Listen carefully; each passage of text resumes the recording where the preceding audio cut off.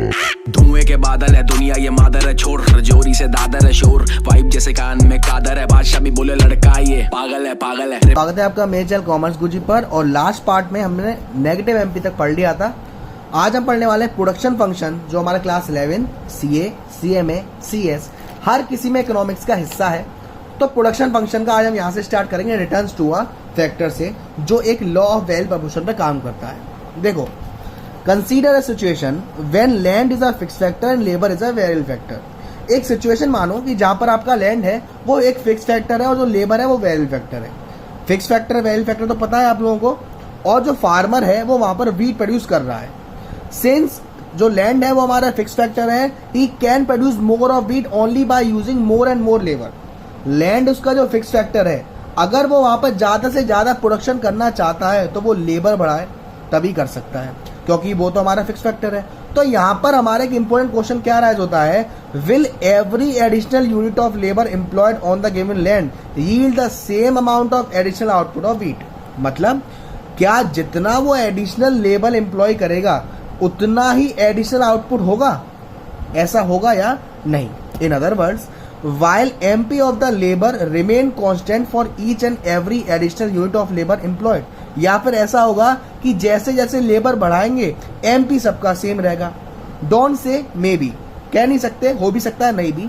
It can never happen if MP of labour was to remain constant, then a country like India would have produce more and more would using more and more labour on the same piece of land. तो यहाँ क्या कह रहा है, यह logic की बात हो रही है कि क्या होगा, ज्यादा से ज्यादा अगर आप लेबर बढ़ाओगे तो आपका एमपी कांस्टेंट रहेगा या चेंज होगा।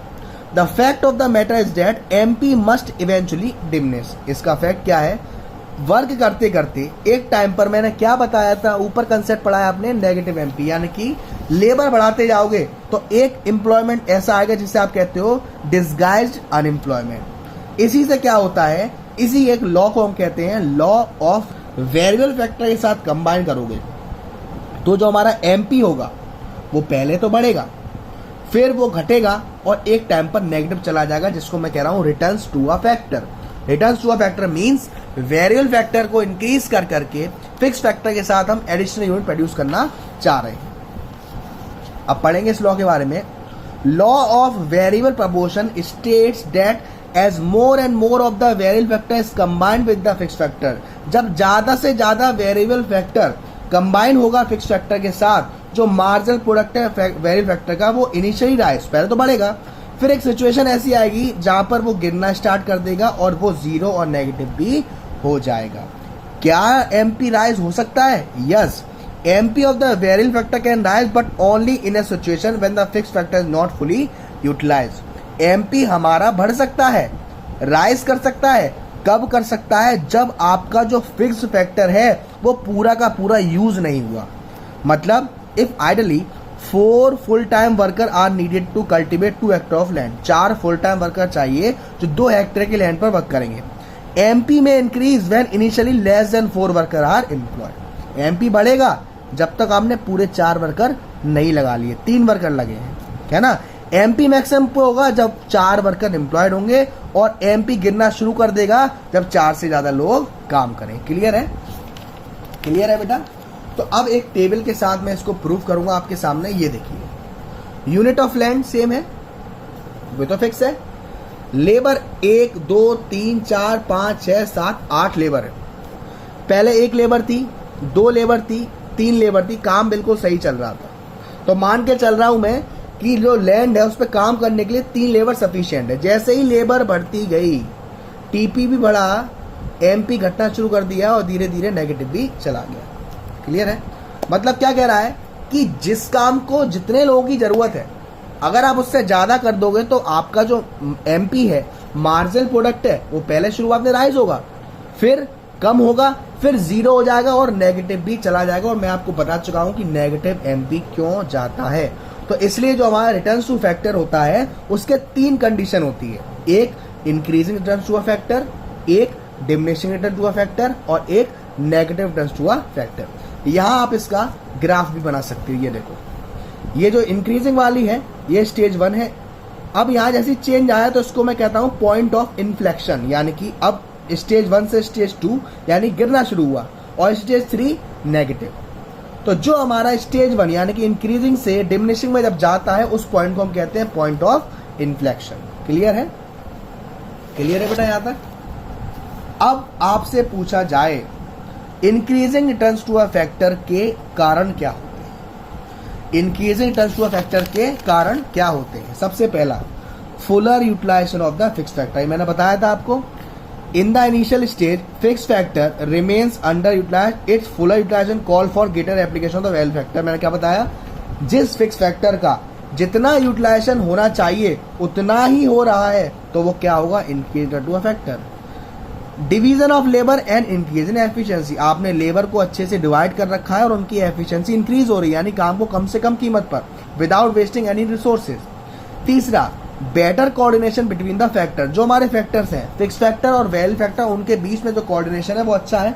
तो इन 3 पॉइंटों की वजह से जो हमारा पहली कंडीशन होती है increasing returns to a factor, वो इंक्रीज होता है। अब बात करी जाए कि डिमिनिशिंग क्या होता है? डिमिनिशिंग उसका just opposite, fixity of the factor. आपको मालूम है कि जो हमारा फैक्टर है वो फिक्स्ड है, जैसे ही आप ज्यादा से ज्यादा लेबर एम्प्लॉयड करोगे वो धीरे धीरे घटना शुरू कर देगा, क्योंकि वहां पे क्या आ रहा है? Diminishing returns. It suffers greater wear and tear and loss its efficiency. एक घर है, घर में 4 लोग रहे तो आराम से रहते हैं। जब आप लोग बढ़ाते जाओगे बढ़ाते जाओगे बढ़ाते जाओगे तो उसकी जो वैल्यू है और उनमें भी आपस में अनबन होना शुरू हो जाएगी। दूसरा, इम्परफेक्ट फैक्टर सब्स्टिट्यूटेबिलिटी, मतलब factor of production are imperfect substitute for each other. जो हमारे फैक्टर ऑफ प्रोडक्शन होते हैं वो एक दूसरे के लिए इम्परफेक्ट सब्स्टिट्यूट होते हैं, यानी कि दोनों को जरूरत है एक दूसरे की। मोर and more of labour can not be continuously use in place of capital. ज्यादा से ज्यादा, आपने 11th में पढ़ा था माइक्रो में, ये सब पढ़ा है आपने, ये आपके पास काम करने के लिए 2 टेक्निक होती है, कैपिटल इंटेंसिव और एक लेबर इंटेंसिव, है ना। उसका तीसरा है poor coordination between the factor. ये अभी हम पीछे से ही लेके आ रहे हैं एग्जांपल को, कि अगर जो आपके फैक्टर्स हैं फिक्स फैक्टर और वैल्यू फैक्टर, उन दोनों के बीच में कोऑर्डिनेशन बेकार है तो अभी हमारा ये डिक्रीज होगा। अब assumptions of the law. Assumption का मतलब क्या होता है कि अगर ऐसा होगा तभी ये लॉ काम करेगा, ऐसा नहीं होगा तो ये लॉ काम नहीं करेगा। पहला पॉइंट कह रहा है ratio in which factors of production are combined can be change. जिस रेशियो में आपने फैक्टर्स लिए हैं फिक्स फैक्टर वैल्यू फैक्टर, अगर उनको चेंज कर दो। Unit of the value factor are homogeneous, जो वैल्यू फैक्टर की यूनिट है वो होमोजीनियस यानी सेम रहनी चाहिए, या फिर सभी काम करने के एक जैसे होने चाहिए। क्लियर है? और टेक्नोलॉजी डज नॉट चेंज। ये तीनों चीज जब काम करेंगी तभी ये आपका जो लॉ है इंक्रीजिंग, डिक्रीजिंग और नेगेटिव वर्क करेगा। क्लियर है? अब आता है postponement of the law. Postponement यानी कि आपका जो लॉ है वो चेंज कैसे हो सकता है, इंटरप्टेड कैसे हो सकता है।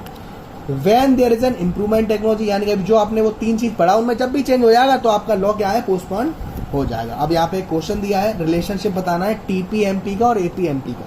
तो देखो टीपी और एमपी का रिलेशन में बताऊं, टीपी जैसे जैसे इंक्रीज होगा लेकिन घटते हुए क्रम में। पहले टीपी कितना था? 6 था, फिर 20 हुआ, यानी कि 14 बढ़ा, फिर 48 हुआ,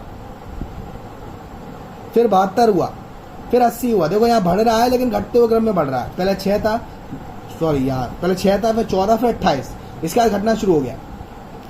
क्लियर है? ये टीपी क्या है? टीपी बढ़ेगा कब तक? जब तक आपका एमपी घट रहा है। एमपी 0 होगा, टीपी अपने मैक्सिमम पॉइंट पर होगा। एमपी नेगेटिव चला गया, टीपी घटना शुरू कर देगा। ये रिलेशन होता है। अच्छा, एपी और एमपी में क्या फर्क होता है?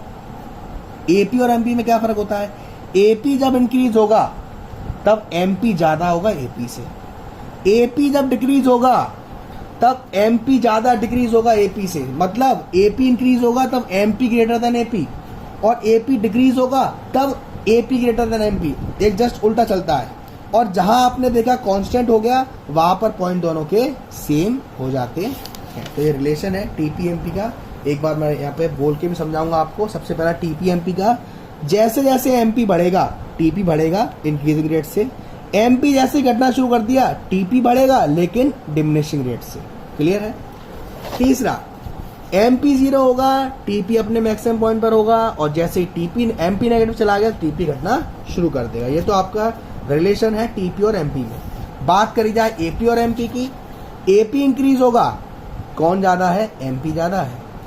एपी डिक्रीज होगा, कौन ज्यादा है? एपी ज्यादा है। जस्ट वाइस वर्सा है। एपी मैक्सिमम तो AP equal to MP. MP zero हो सकता है, नेगेटिव हो सकता है, लेकिन AP continues to be positive. ये ना ही जीरो हो सकता ना ही नेगेटिव हो सकता। तो इसी के साथ ये जो आपका चैप्टर था प्रोडक्शन फंक्शन, ये हमारा खत्म होता है। ये कुछ इसके ग्राफ दे रखे हैं, इनको आप लर्न कर सकते हो, क्योंकि इन ग्राफ को जब आप खुद ही बनाओगे तो आपको समझ में आएगा, है ना। तो वीडियो पसंद आई हो तो प्लीज़ वीडियो को लाइक कर देना, शेयर कर देना, और अब तक चैनल को सब्सक्राइब नहीं किया है तो प्लीज़ सब्सक्राइब